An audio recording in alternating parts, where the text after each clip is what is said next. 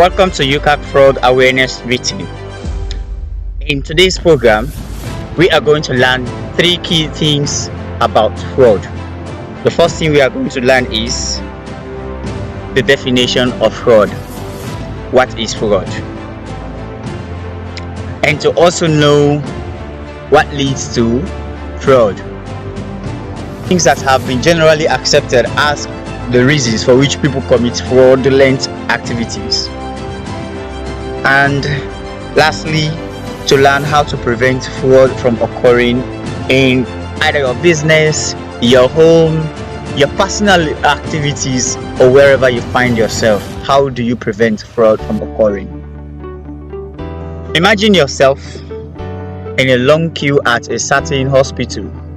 You've spent more than 3 hours there waiting on the doctor to come. Lo and behold, the doctor appears, but he happens to find his or her best friend in a queue, but right at the back, and he calls that person to be attended to directly. How would you feel? All of us have been to such places before. This is the same story that we get whenever somebody attempts to access public offices.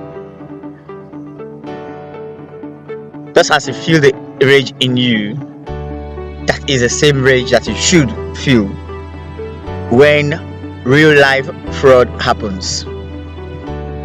Of course, this itself is a fraud act. It's a corrupt act. Okay, giving undue privilege to somebody, especially using his own public office to give undue privilege to specific group of people. That is a fraud act. It's a corruption offense. It should not be taken lightly. I am Mohammed Linen Abdullah Kane Madavasan, the Executive Director and Head of Education and Outreach Programs here at United Citizens Against Corruption. What is fraud? According to the American Institute of Certified Public Accountants, fraud is any intentional act, any intentional or false representation or concealment of a material fact for the purpose of inducing someone to act upon it to his or her injury. A story that comes to mind is a lady called Aisha, who happens to be the sales manager at ABC company. Aisha wants to buy herself the latest iPhone in town, but her meager salary cannot afford to pay for it. As the only person in charge of all financial issues of the business, she decided to steal some of the money from the account. What's more painful is that she decided to not record the exact information that has been reported, that had the exact amount of money that has been received from the sales of the day. Instead, she underreported it so that she can cover up for her thefts. This type of fraud is called financial statement fraud. What causes fraud? If we can remember the short scenario that we've just talked about, the Aisha and iPhone story, there is something there that we have to pay attention to.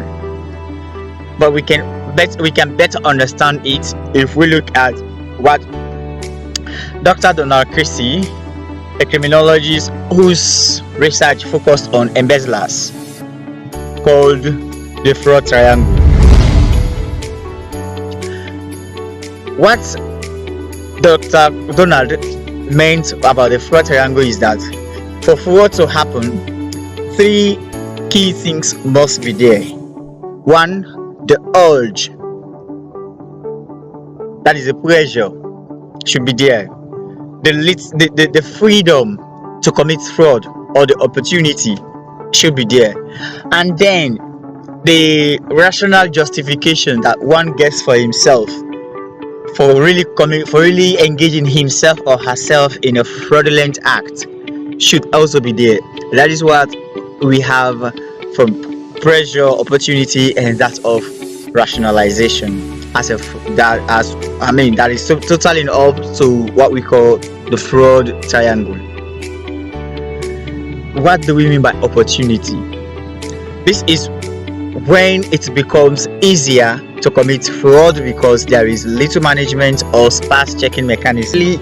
Any checking mechanism. Can you remember the story of Aisha?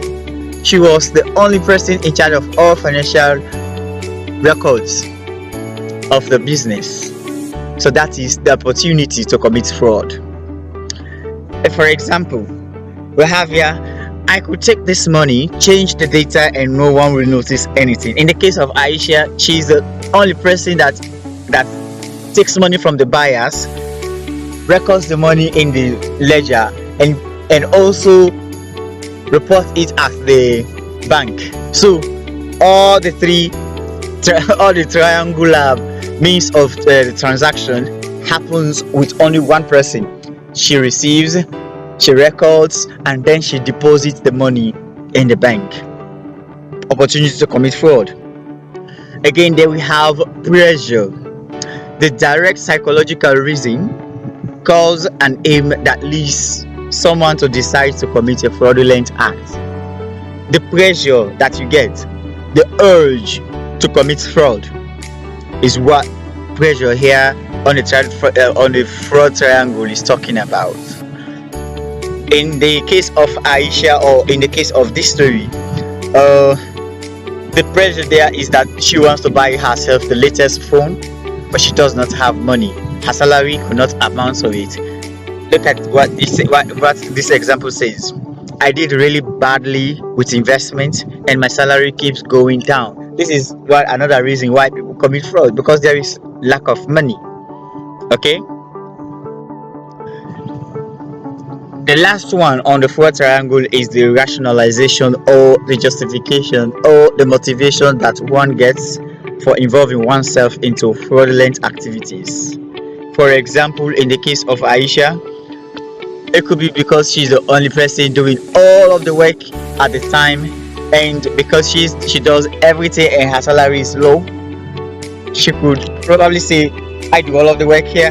Or like in the case of this example, I am a committed employee. I have served this company more diligently than the others who are paid better than me. This will serve as my long-term pay.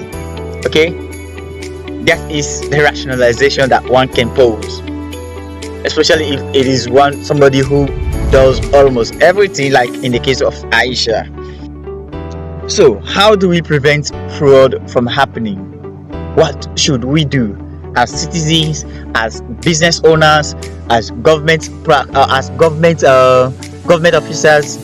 What do we do to prevent fraud from happening? Things that must come to mind.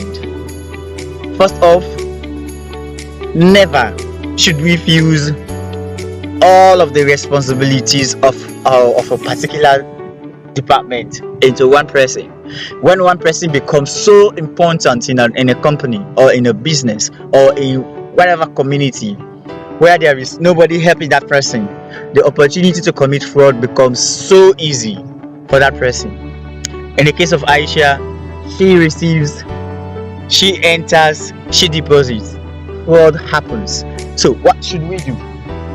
In order to save the business, we divide the responsibility. She can collect the money, she records it, but somebody else should be there to deposit it and keep the slip. Okay? Away from there, somebody else should be there to check how she manages, how she runs the business. Somebody should be there playing the supervisory role. Okay? The business must hire another person to play the role of a supervisor. So we've said that you should divide the responsibility of running the business, not fusing it all in one person, and then creating supervisory opportunity so that the lady herself, or any person, the person who is charged with a certain responsibility, we know where and how to do the work better for ourselves. It's because one thing about life, we're all learning. So if somebody is given all of the responsibility without any opportunity to check him or her, the person will never learn. He or she will feel that everything she is doing is correct. So, but having having a supervisor playing that role of taking every stock of what she does and giving feedback, constant feedback to her, will help the business and even the personnel herself a lot. Were we able to define and understand what fraud is? Were we able to know what leads to fraud? If you can remember, if we go back to the fraud triangle, there are three things that must be present. That happens. These are the opportunity, the pressure, and the rationalization. We've given a story about that. If you still cannot understand it well, you can replay the video so you understand better. And then lastly, how to prevent fraud from happening. We've said that one, you should divide the responsibility and not fuse all the responsibility in one person.